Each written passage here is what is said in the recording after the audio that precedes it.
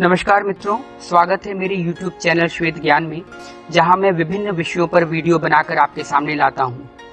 विषय शुरू करने से पहले आपसे अनुरोध है, रिक्वेस्ट है कि इस चैनल को सब्सक्राइब कर लें और बेल आइकन को भी प्रेस कर लें ताकि हर नए वीडियो का नोटिफिकेशन आपको मिल जाए। तो चलिए विषय शुरू करते हैं।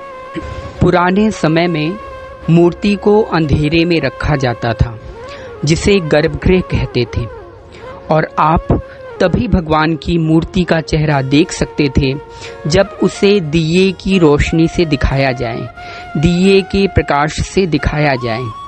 दिए के प्रकाश से एक एक अंग को दिखाते हुए वर्णन किया जाता था, जैसे बंधी सिर तिरछी सी पगड़ी, जड़ी मड़ी मुक्तन मुकुट लड़ी, अड़ी अड़बंग मोर पंखुड़ी, मुकुट की लटक भिकुट की मटक, लकुट की अटक, चटक केशर छवि न्यारी की, कि वृंदा विपिन बिहारी की, आरती कुंज बिहारी की, कि वृंदा विपिन बिहारी की।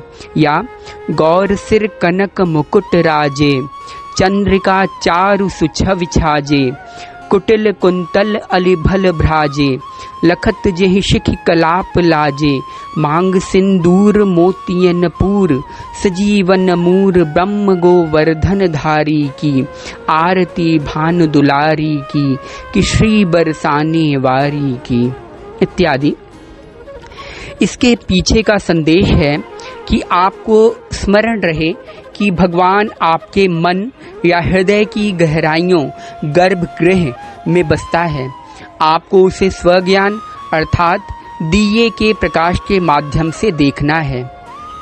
ज्यों-ज्यों साधना करते करते अंतर्ज्ञान या दिव्य चक्षुओं का प्राकट्य होगा, उसी ज्ञान के प्रकाश से आपको उस दिव्य सत्य का धीरे धीरे दर्शन होना शुरू होगा। यही सच्चा सार है। पहले लोग ब्रह्म मुहूर्त में उठकर सूर्योदय होने से पहले ही स्नान कर मंदिर जाते थे भगवान का दर्शन करने के लिए, ताकि उसी रूप का ध्यान कर सकें। उस समय प्रकाश न होने के कारण और मंदिर के आंतरिक गृह, जिसे गर्भगृह कहा जाता है, वहां प्रतिमा का दर्शन करने के लिए उस मंदिर के पुजारी द्वारा दिया लेकर अंदर प्रवेश किया जाता था, और फिर सभी लोगों को दिए के प्रकाश से एक एक अंग दिखाते हुए भगवान के मनोहर रूप का वर्णन किया जाता था, ताकि वह सबके ध्यान के निमित्त बन सके। आज भी इसीलिए आरतियां सूर्य उदित होने से पहले और सूर्य अस्त होने के बाद की जाती हैं, अर्थात अंधेरे के प्रतीक को अभी भी माध्यम बनाया हुआ है। जैसे अंधेरे में पुराने समय में दीपक जलाकर भगवान की छवि को दिखाया जाता था, लेकिन उसके पीछे के उद्देश्य को सर्वथा भूल गए हैं। इसीलिए आरती की लौ या दीपक को हाथ से लगाकर सिर पर लगाया जाता है और फिर आँखों पर। इसका अर्थ यह है कि यही ज्ञान का प्रकाश हमारी बुद्धि को प्रकाशित करे। यही लौ या ज्ञान के प्रकाश से आलोकित हमारी आँखें भी हों, जिससे उस चिदानंद स्वरूप का हम दर्शन कर सकें। यह सब साधन है साध्य को पाने के लिए। आज सार का लोप हो गया है और रह गए हैं एकमात्र प्रतीकात्मक आरती।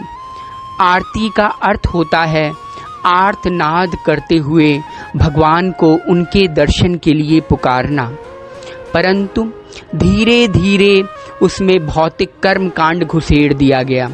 बाती इतनी बड़ी होनी चाहिए, लौ ऐसा जलना चाहिए, इस दिशा में आरती का मुंह होना चाहिए, इस दिशा में मुंह करके बैठना चाहिए, इत्यादि इत्यादि। अब तो और भी टोटके लोगों ने उसमें डाल दिए हैं। लेकिन अगर उद्देश्य गायब है या उसके पीछे का मर्म और सार गायब है, तो वह फलीभूत नहीं होगा। इसीलिए उद्देश्य समझकर साधना करते हुए अपने अंदर के अलौकिक ज्ञान के प्रकाश को बढ़ाते जाना है। तभी वह अलौकिक तत्व एकमात्र सत्य हमें समझ आएगा और हम उस अलौकिक तत्व के दर्शन कर सकेंगे। बहुत बहुत धन्यवाद।